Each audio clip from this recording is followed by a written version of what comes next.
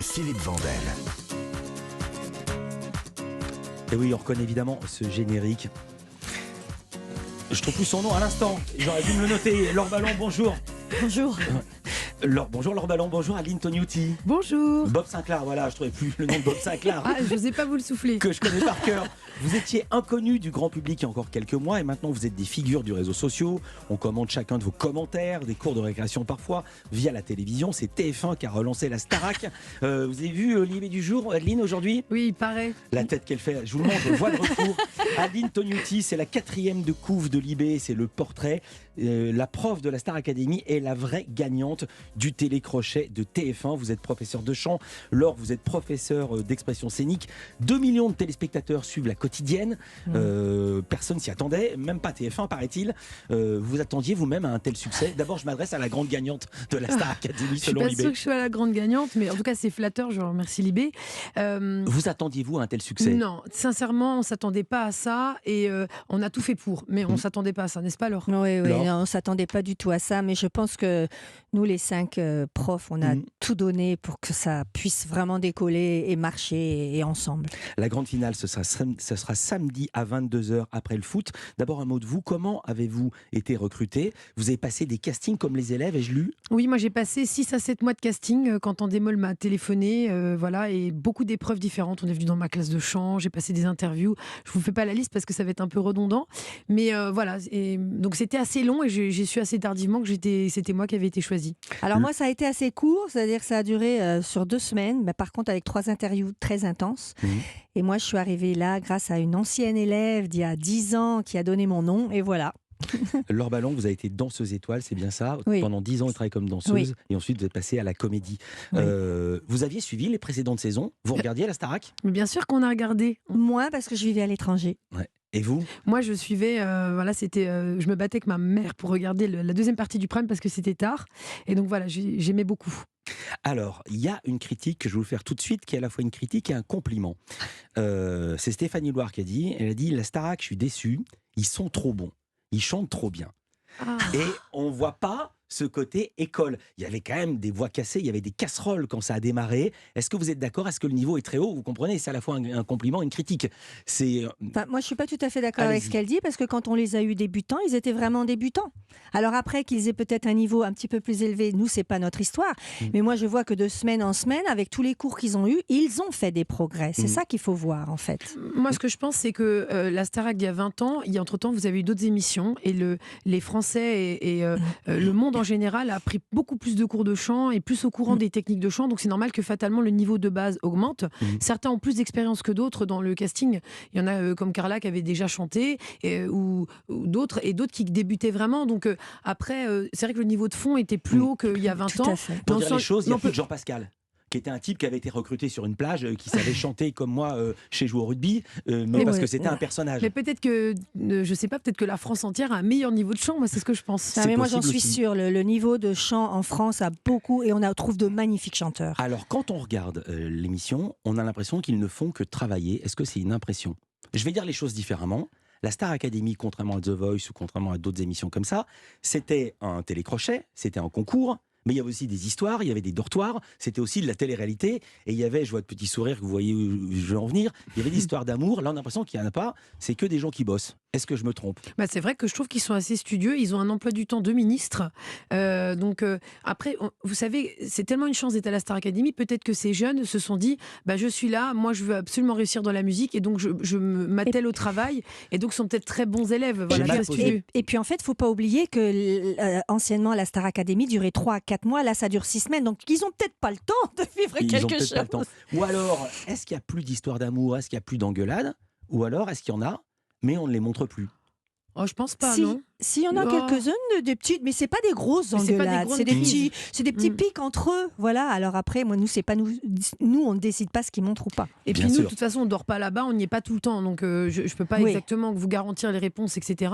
Ce que je sais, c'est qu'ils sont très bienveillants quand même les uns entre les autres. C'est ce que j'ai l'impression de... Même ceux qui s'apprécient pas trop s'entraident quand même. Voilà, je ne savais pas qu'il y en avait qui ne s'appréciaient pas trop, mais en même temps, c'est Non. normal comme dans toute communauté humaine. Attention, Alors, toute raison gardée. évidemment, ce qui est intéressant, c'est les pics, évidemment. Je ne peux pas ne pas passer ce premier extrait avec vous, Laure Ballon, le jour où vous avez recadré Julien, mais uniquement parce que moi je voulais revoir, parce que j'avais lu des choses tellement dingues sur les réseaux sociaux. Non, ce qui a été écrit sur les réseaux sociaux n'a pas été diffusé, ou alors il fallait faire, je sais pas comment, aller sur le site. C'est édulcoré, on écoute.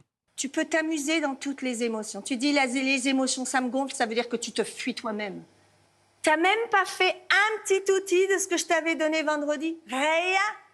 Quand je te demande qu'il faut rester planté, ben oui, ben voilà. T'écoutes rien. J'étais pas là. Eh ben même quand t'es pas là, tu t'accroches au mot et tu t'accroches à quelque chose. C'est facile à dire. Écoute-moi, la voix que tu as, elle est magique. Ne rejette pas les émotions qui sont au fond, parce qu'on va droit au mur.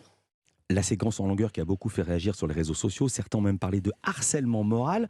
Vous-même vous êtes excusé. Est-ce que vous êtes allé trop loin ou est-ce que c'est l'époque qui a changé et les réseaux sociaux qui n'existaient pas il y a 20 ans du temps de la Starac? Moi, je vais vous avouer, je ne sais pas si vous avez des enfants, mais des enfants, il y a un moment donné, quand on leur dit non, quand on leur dit de faire quelque chose, voilà, je pense que c'est la génération. Il y a beaucoup de choses qu'on ne peut plus dire.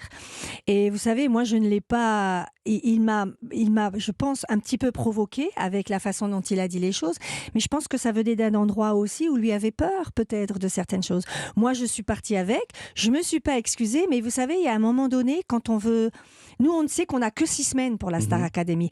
Donc, je voyais que Julien n'avançait pas. Il n'avançait pas. Donc, moi, j'ai voulu essayer peut-être d'activer la machine. Mais ce n'était pas maladroit. Et c'était rien contre lui. Parce qu'aujourd'hui, on se parle, Julien et moi. Très bien.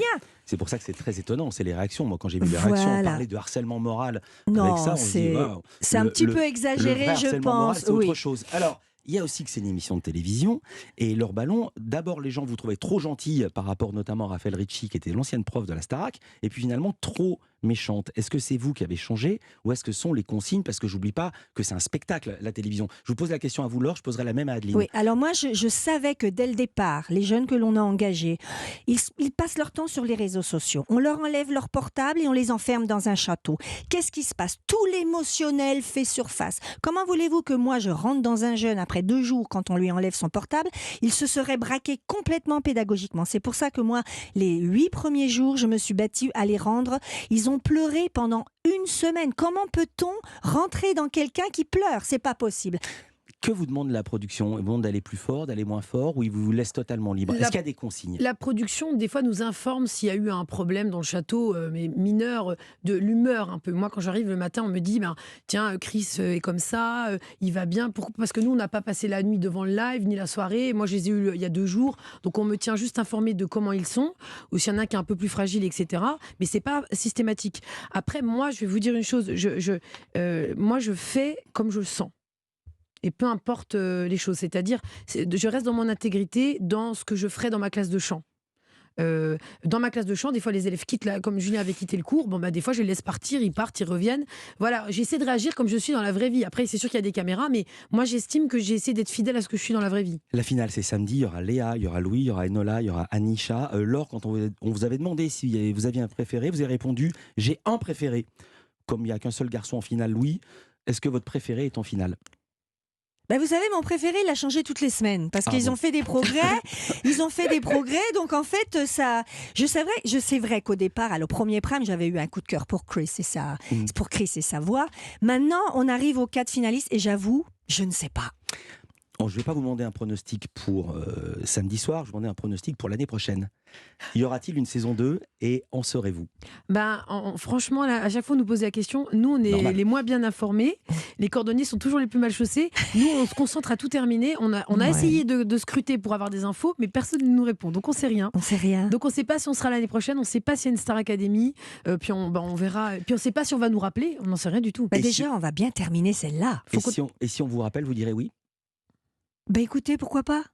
On va en parler avec eux, savoir si on est libre. Parce qu'on sait même pas si elle est libre. Ah oui, parce que votre vie a changé depuis. Non, c'est pas ça, c'est que Laure et moi, on a des dates de spectacle. Moi, j'ai 2 tournées en parallèle, donc si ça vient, il faut qu'on s'arrange avec mon producteur pour... Et moi, j'ai 2 tournées. On entend parler de 3 mois, donc c'est pas 6 semaines, donc il faut qu'on arrive à se libérer. Oui. Puis, après, honnêtement, on est quand même motivés. On arrive au bout de 6 semaines, on a encore le sourire, donc tout va bien.